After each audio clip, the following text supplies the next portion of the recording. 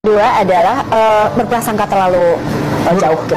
Jangan berprasangka terlalu karena jauh. ternyata laki-laki itu senang banget istrinya mempercayai dia gitu.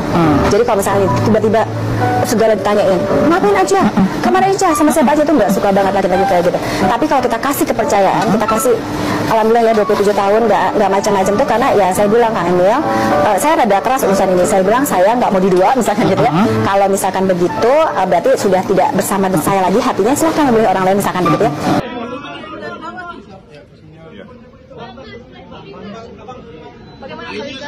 Ya, saya hari ini hadir melaksanakan kewajiban hukum atas perintah hukum juga, dan kita sudah mengirimkan surat permohonan ini sudah lama. Jadi kita berinisiatif biar nggak berlarut-larut, biar tuntas, sehingga masyarakat tidak disuguhi oleh hal-hal yang tidak sepenuhnya perlu dijadikan konsumsi publik, kira-kira begitu. Mudah-mudahan tes ini menjadi jawaban dari yang selama ini kami perjuangkan ya. Selanjutnya detail teknis silahkan ke Pak Muslim selaku pengacara saya. Terima kasih. Saya nggak menyinggung, lu salah itu. Kan saya gubernur nih. Sebagai gubernur itu pemerintah provinsinya kan punya kewajiban bayar utang 500 miliar ke pemerintah pusat. Kan gitu loh. Itu 500 miliar 1 tahun ya kan? Per tahun. Ya kan sampai 2029. Ya. 3,4 triliun. Loh, saya kan nanya, utang ini bekas apa sih? Ini hutang pen, Pak. Saya kan pengetahuannya terbatas. Pen itu apa? Kan dijelasin tuh. Kan saya nanya dong, uangnya dipakai apa? Disebutin lah kan, dipakai bangun pasar, dipakai bangun kreatif center, dipakai bangun infrastruktur jalan, dipakai bangun rumah rakyat miskin, kan gitu loh. Kemudian dipakai bangun alun-alun, kota, pakai bangun pasar, kan itu loh skemanya. Terus dipakai juga bangun Masjid Al-Jabar. Itu kan kata pejabat Pemprov, bukan kata saya. Maka pertanyaan berikutnya, kenapa uang sendiri dihibahin, kok bangun pinjam duit? Kan sudah cukup ya? Cukup, pakai duit sendiri aja gitu maksudnya. Sendiri aja, ngapain sih pinjam? Guys. KDM kepanasan, ngamuk-ngamuk di akunnya usai dikritik oleh Bu Cinta, istri dari Ridwan Kamil, terkait rombel 50 siswa. Menurutnya tidak manusiawi, dia membandingkan dengan sekolah rakyat yang dibangun oleh Prabowo yang hanya diisi 20-25 siswa. Pasti tidak nyaman duduk berhimpit-himpitan, dan saya mendapatkan curhatan dan masukan dari para guru yang kewalahan. Tolong kalau bikin kebijakan, dipikirkan juga kualitasnya.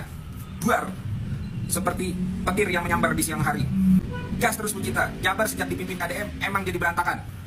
Dan yap, KDM yang keras hati dan anti kritik menjawab kritikan Bu Cinta dengan menyalahkan gubernur sebelumnya yang tidak lain adalah suami dari Bu Cinta itu sendiri.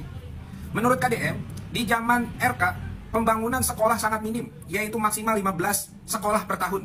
Cuma yang jadi pertanyaannya, sudah hampir 1 tahun menjabat, sudah berapa sekolah yang sudah dibangun oleh KDM? Tolong fans-fansnya jawab di kolom komentar. Jawabannya tidak ada. Kenapa tidak ada? Ya karena sibuk konten, sibuk menyalahkan gubernur sebelumnya. Dan yang lebih kocak lagi, KDM dalam klarifikasinya berjanji akan membangun 50 sekolah tahun depan. Baru akan guys, cuma omon-omon.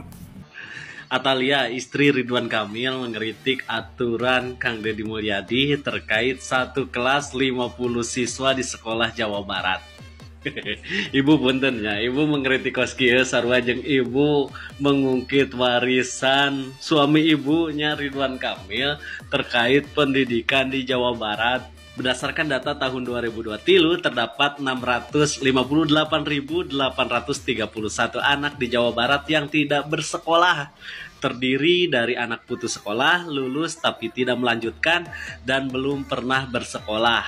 Menurut data BPS Jawa Barat, angka ini termasuk 164.000 anak yang putus sekolah. Bahkan menurut data, yang tidak bisa melanjutkan ke jenjang pendidikan SMA dan SMK itu angka nate sampai 37%, ibu.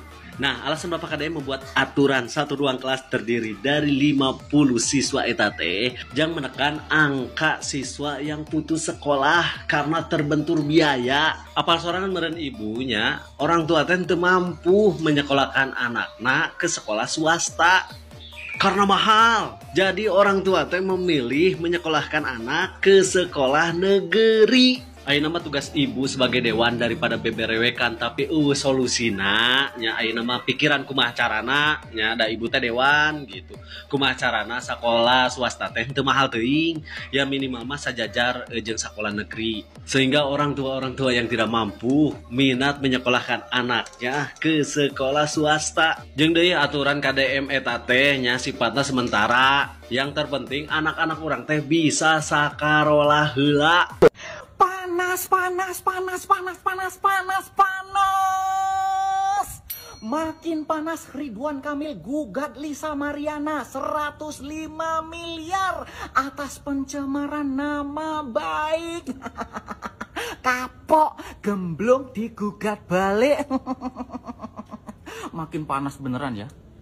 Dulu Lisa Mariana menggugat Bapak RK 16,6 miliar. Dibalas lebih besar sama Bapak RK 105 miliar. Pak RK, Bapak menggugat Lisa Mariana. Loh, dari mana duit Lisa Mariana?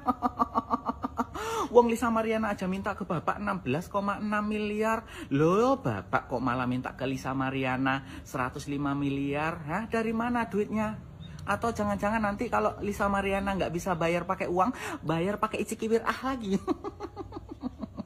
Janganlah Pak, udah gemblong, udah nggak enak, udah alot, udah kenyot-kenyot. Lebih baik cari yang lain yang masih gadis, ori, langsing itu. Kayak kerap. Makanya gembul Lisa ya. Kamu itu jangan main-main. Tidak punya bukti kuat. Memfitnah-fitnah Bapak RK sudah mengicikiwir menghamili, punya anak, bla bla bla. Mana buktinya? Bukti nyatanya nggak ada. Ya kan? Kapok kau Lisa. Dapat dari mana kau uang 105 miliar? Mau jual itu lagi, cikiwir lagi. Siapa yang mau beli?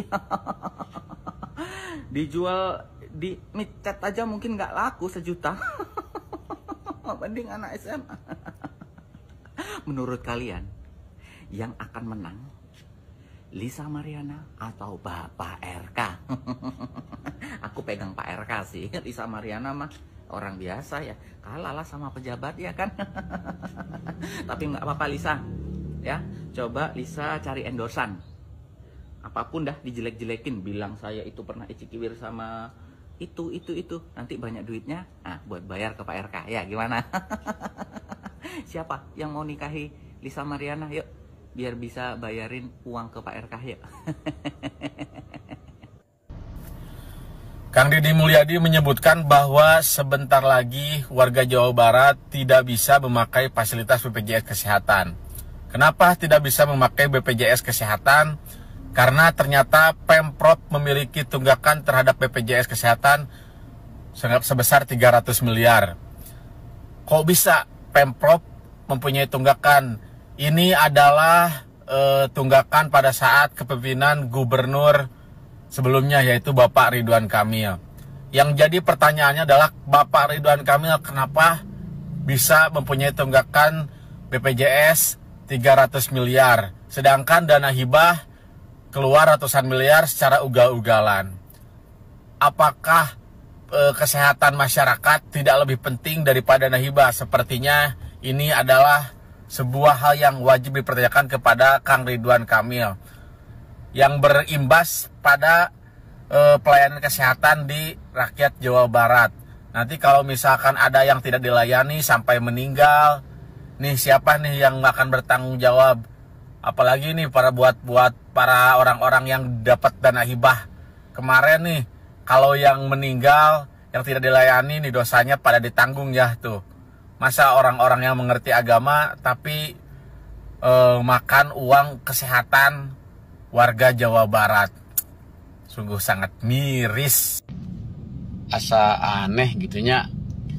Gubernur sebelum Bapak Aing teh ada dalam hal penggunaan dana hibah yang 1,3 triliun, bantuan kota kabupaten yang dievaluasi itu 1,7 triliun, anggaran untuk publikasi dokumentasi Jawa Barat dari 50 miliar, Bapak Aing teh pangkas jadi 3 miliar, berarti 47 miliar dipangkas gitu ya. Tapi mereka ini enggak ada melaporkan gubernur sebelum itu atau menggugat gitu ya. Udah jelas-jelas itu gitunya gitu. Tapi kenapa Bapak Aing teh baru 4 bulan jadi gubernur asik dituntut lah, digugat lah, terkait kebijakan siswa 50 orang satu kelas lah, terkait anak-anak dilatih disiplinkan di aparat militer lah gitu ya. kurang kerjaan ente, ketahuan ente siapa. Cek Pak UU ya nya, cek Pak UU. Waktu saya memimpin bersama RK, saya mendapat predikat pemimpin terbaik menurut pemerintah pusat. Nah sekarang jangan karena ego pemimpin baru semuanya jadi salah apa yang saya lakukan. Itu cuma saya yang tahu, cek Pak UU ya. Tapi nu jadi pertanyaan, nah nu terbaik cek pusat 50 miliar dana hibah ayah khusus yang yayasan pesantren Pak UU. Tak terbaik sana meureun cek pusat mah.